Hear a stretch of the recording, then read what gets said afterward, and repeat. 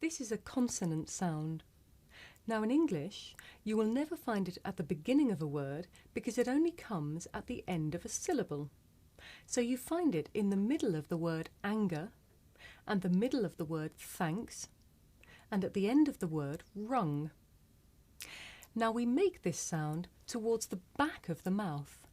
And if you do this sound correctly, you can feel a vibration in your nose. Now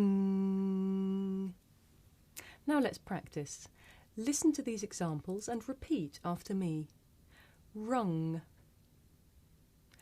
anger, thanks.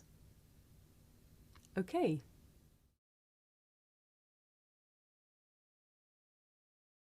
Now it can be difficult to hear the difference between this sound, and another similar consonant, n. Listen carefully. Rung, run, rung, run. Now ng is made at the back of the mouth and n is made behind the teeth. Now you try. Listen and repeat. Rung, run, rung, run. Now let's have some more examples. Listen first.